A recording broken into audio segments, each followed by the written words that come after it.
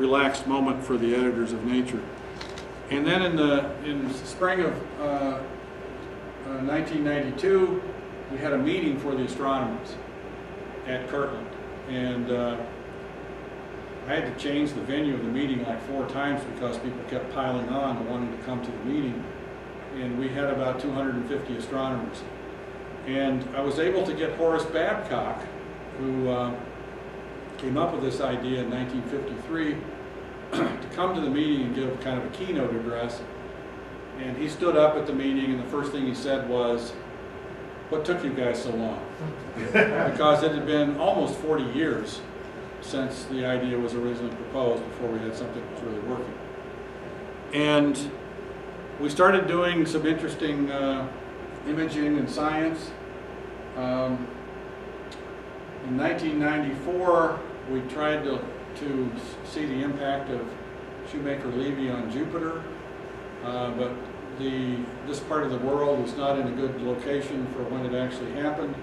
But the next morning, we took some images of Saturn, and the projection doesn't show it very well, but you know, we got these great images of the atmosphere and the moons and the shadows of the moons and so forth. Some thinking that this was the best ground-based image ever made of Saturn at the time. And then another great piece of science, just interesting things that come out of what you can do with high resolution. This is the trapezium, which are the 4 stars in the center of the Orion Nebula.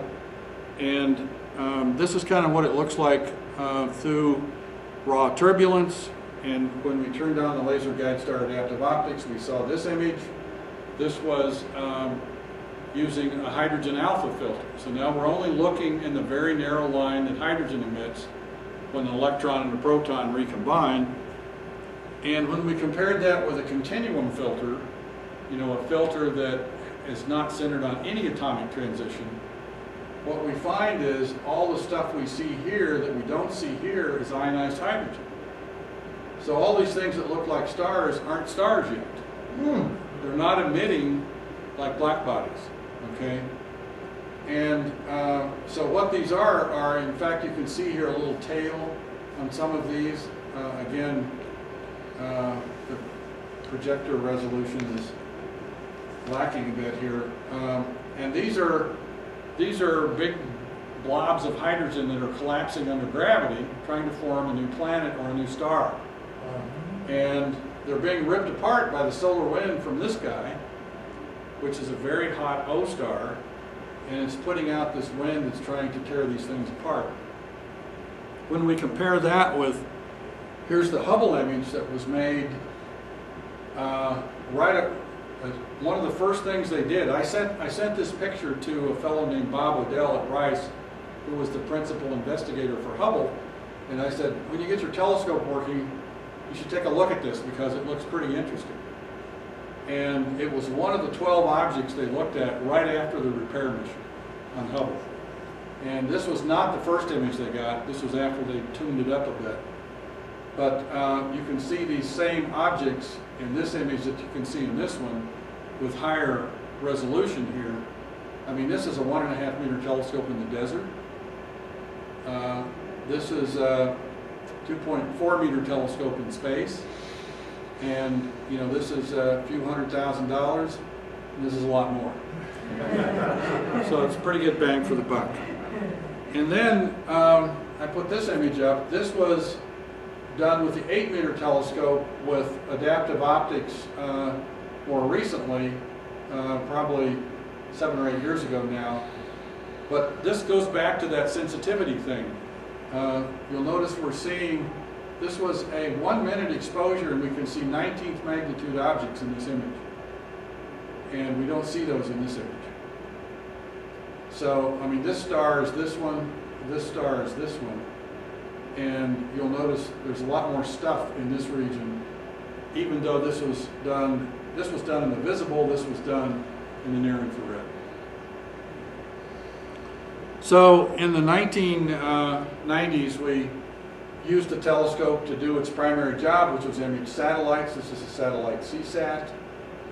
This is just some long exposures of a star to demonstrate that we could achieve high Strel ratios, or the measure. This is a quality measure of how much residual error there is in the wavefront. A Strel of 1 is perfect. A Strel of 0 is worthless. And then I got a panic call from the Jet Propulsion Lab one afternoon in 1997 saying they had provided the payload for the Japanese satellite Adios, and they'd lost contact with it, and there was a report of a collision in space. Could we look at the satellite as soon as possible with our adaptive optics? And so that very night, it passed over the SOR in a mode we call terminator, where it's illuminated by the sun. We're in the dark, ideal conditions. And I said, do you want science camera images? No, just make a video with the acquisition camera. So these are frame grabs out of the acquisition camera. And so all of the payload stuff is back here, and there's a boom along here. And so I was describing what I was saying. I said, I see something that looks like 2 cylinders at the long end of the boom. But don't you see the solar panel deployed along the boom? Nope. So this was one of those flexible solar panels, and it had become disconnected from the payload and rolled up like a party favor. So we now have $2 billion worth of space junk because of that one failure. So they relaunched this. They relaunched this satellite a few years later, but they changed the design of those latches. So we had a 1.5 meter telescope. We had laser guide star adaptive optics. It was working like we thought it should, but I still wanted a 4 meter class telescope. You know, I'll tell you a story. The day after we got the 1.5 meter telescope, I went into the director and I said, well, I walked in his office and he said, well, I see you got your telescope. And I said, but we're going to need a bigger telescope. Yeah. This is the day after I got the new telescope, right? So he threw me right out on my ear.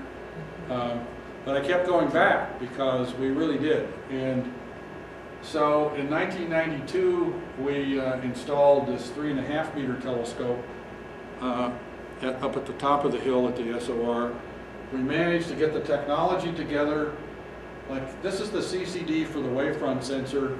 It only has 128 pixels by 128 pixels, but we could read this array. It had 16 readout ports, no waiting.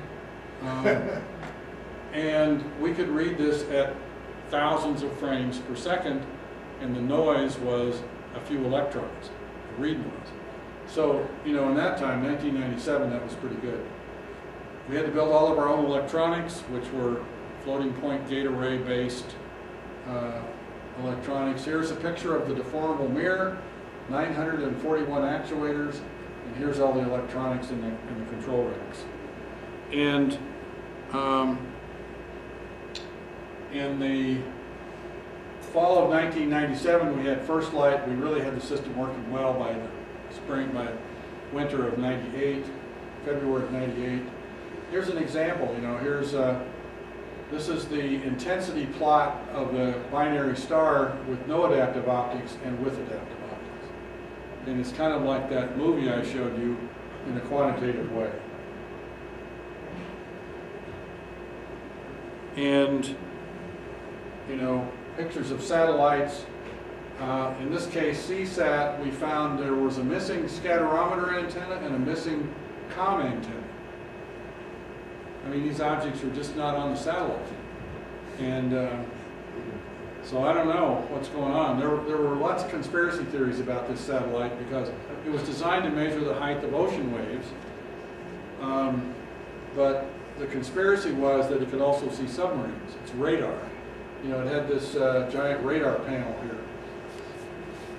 And so, did something happen to it? I mean, did stuff just fall off the satellites? Yes. Yes? Okay. Where does it roll? Here's an example of one of